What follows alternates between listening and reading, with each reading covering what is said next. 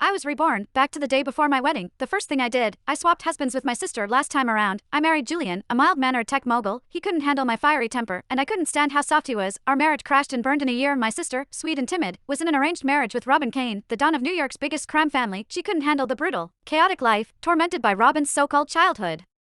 Sweetheart, Isabella, she fell into a deep depression and died, so when I came back, I made a decision, I'd be the one to marry the Don, but I never expected that after the wedding, the cold, stoic Don would become a different man. Every night, he'd be on top of me, kissing me like he was obsessed, whispering, "Good girl, I'll make you feel good, just one more time, baby." Chapter in my last life. I married the gentle tech mogul and my sister married the ruthless mafia Don. Both our marriages were disasters. Reborn the day before the weddings, I decided we were swapping husbands. My mother caught me at the airport, right before the private jet took off. She pointed a finger at me, furious. "Are you out of your mind? Who gave you the right to make a decision like this? You had a perfect match with a tech mogul, and you're throwing it away for that. That fucking gangster." I just rushed onto the plane, leaving her shrinking figure behind on the tarmac. As the plane took off, I stared out the window and made a silent promise to myself. This time, I'm living life on my own damn terms. Last time, my sister Elena was set to marry the Don, Robin Kane, while I married the tech whiz, Julian Vance. Neither of us was happy. Elena was too gentle, too timid for the mob life, and Robin's childhood friend, Isabella, made her life hell. Elena died from depression. My fiery temper clashed with Julian's placid nature. We lasted exactly 1 year. After the divorce,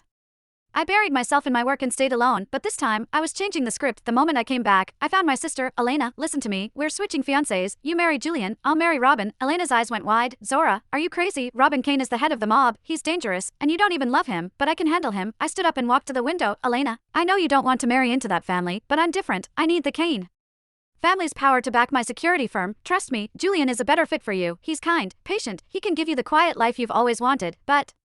Tears welled in Elena's eyes. "I don't want you to sacrifice yourself for me." I smiled. "It's not a sacrifice, it's a solution." In the end, Elena agreed. I took the marriage contract between the Romano and Kane families and wrote my name in the bride's slot. We kept it from our parents. We knew they'd never approve of such a reckless plan, even though Mom found out at the last minute. The plan was already in motion. An hour later, the jet landed in New York. I was a little pale from motion sickness, but my mind was sharp. A black Rolls-Royce was already waiting on the tarmac. The Kane family estate was even more imposing than I'd imagined. The butler led me into the living room. The place was dripping with luxury, but it felt cold, heavy, and intimidating as I was taking it all in. A sickly sweet, fake voice cut through the silence. "Oh my, what's that smell? Is someone wearing cheap perfume?" I looked up. 2 people were standing in the doorway, a woman in a ridiculously expensive Chanel suit, looking so delicate a breeze could knock her over, and the man beside her, tall, stone-faced, radiating danger. So this was my future husband and his childhood friend, Isabella. Chapter I didn't have time for her bullshit. I stood up and walked straight toward the man. Isabella was clearly not used to being ignored.